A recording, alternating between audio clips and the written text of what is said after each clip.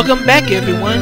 This is your favorite first generation LordVucious Apollo Creed here with part 5 of the RosenkreuzStilette playthrough as Spiritia, as we make our way towards our final confrontation with Sepperin. And how do we begin the fourth stage? With a drop that is filled with death spikes. Oh, how we love to have those in our Mega Man games. Even clones aren't immune. Keeping going, this stage offers a branching path. I'm taking the upper route because I'm more familiar with it. Not that the bottom route is harder, but it does offer more in difficulty if you ask me. I'm just taking the upper route because I'm more familiar with it. I don't take the bottom route all that often. So aside from jumping from platform to platform, not getting hit with a rope, death spikes on the floor, this stage is relatively tame. But the music is awesome and the background in this stage is beautiful. Look at all the friggin' bats that surrounds the Crimson Moon. Surely this guy's not a Dracula fanboy. Anyway, a little bit of boss trivia. This plant that to me resembles a Panzer from Mario 2 US version. That thing is extremely durable.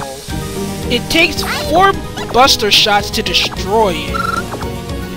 And don't mind my brain farting in that area.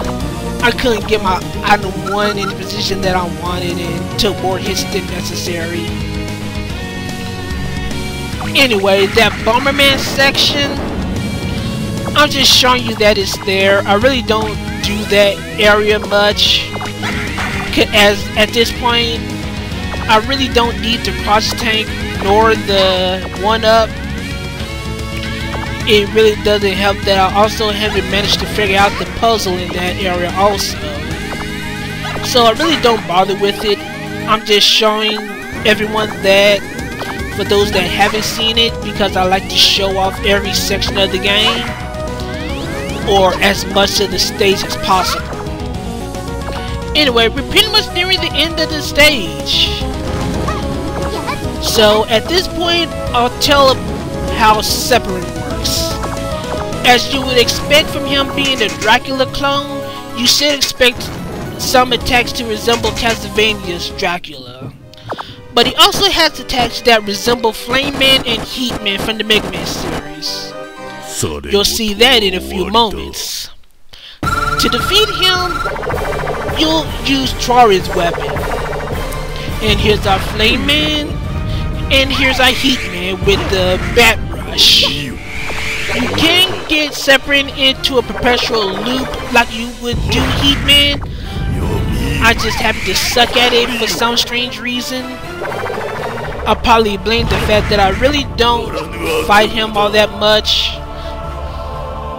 I hadn't played the game that much to get the pattern down pixel perfect. Anyway, halfway through another Dracula trademark with the transformations, he'll have more intense fire attacks and jump before he lands, as he will stun you with a seismic attack. Keep on hitting him, use a cross tank if necessary, and he'll go down. And afterwards he gets barbecue owned by his daughter, no less. Yes, the girl that we're trying to save, Iris, is the instigator of the entire game, setting up all the events that cause all this craziness. And with Freudia saving us in a manner similar to Mega Man 5, time to take out Iris. And if you don't know by now who Iris resembles, if the capsule doesn't give it away, the eye winking does, the eyebrow winking. Then play a Mega Man game, at least one Mega Man game, to at least understand the reference. You might not like the game, but at least you understand the reference. Now, charging into Iris' Pimping Palace, we begin stage 1 with music that is pretty much a consensus fan favorite, and I really can't blame them. Although it's not my favorite in the game, it's definitely top 3 material.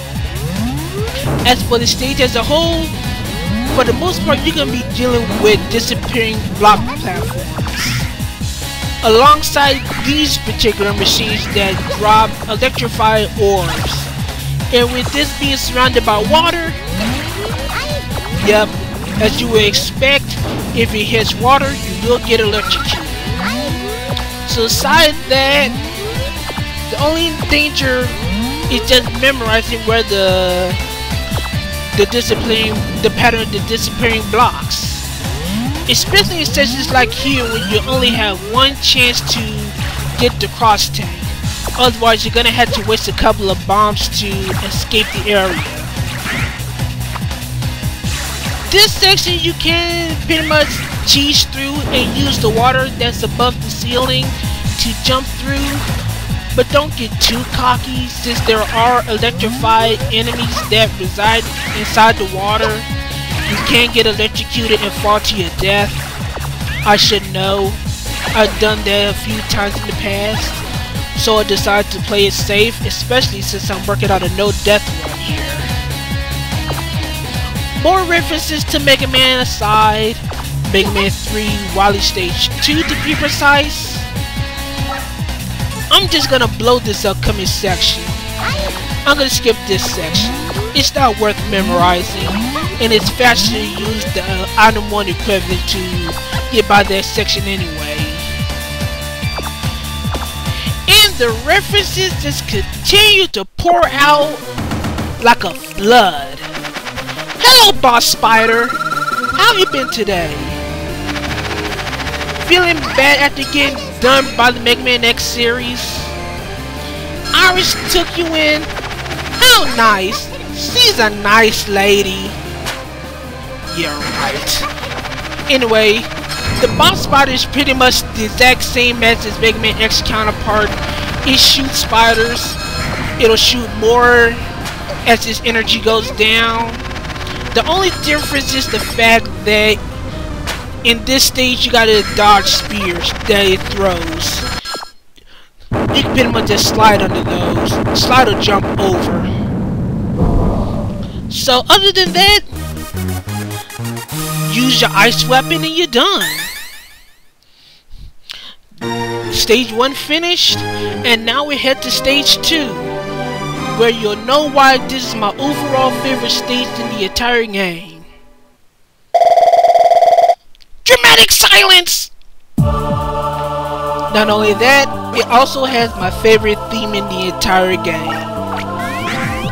And with how the stage theme works, it all comes full circle. As this stage rips off my favorite stage in Mega Man 5, Gravity Band stage, using the waterfalls as an anti-gravity device. So it's pretty much a cursed waterfall type of thing. Anyway, for those who remember how Gravity Man stage worked in Mega Man 5, the sliding mechanics is slightly different. Instead of pressing down and jump, you do up and jump to slide. So other than that, this stage is not too bad, except this stage contains more spikes. And it will get a little more ruthless as the stage goes on. And as I said, I love this stage theme so much. It's so awesome.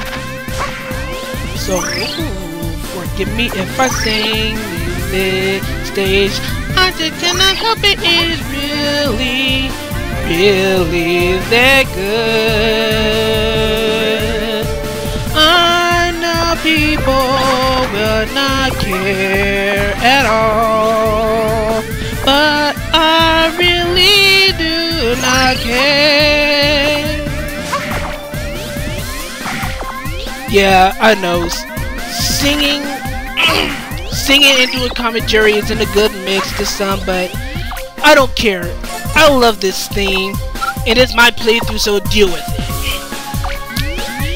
Besides, this stage is almost over anyway, which is kind of a shame because this particular theme is much longer than the stage gives it credit for. Anyway, taking care of this final little stretch, using the spy as a safety net because I sometimes have trouble with that jump, oddly enough.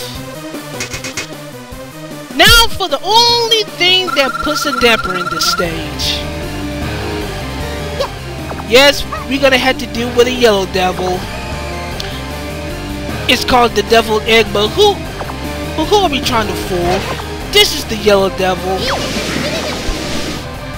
For this, you're gonna pretty much have to memorize the pattern because the pattern is the same throughout.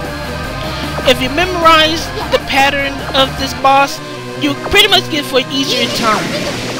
Especially since you're gonna still deal with gravity mechanics when it drops to half energy. And if you get hit more than you need to, like I did, use a cross tank or quickly slide to the opposite side of the room where you're pretty much safe. Other than that, just use the Libe streams that'll go down in 4 hits. Afterwards, you got yourself a dead devil. And this is just proof that I can dodge all of the yellow devil fragments while upside down. Anyway, part 5 done. The epic conclusion to this game is coming up next. So stay tuned, and I'll see you next time. Bye-bye.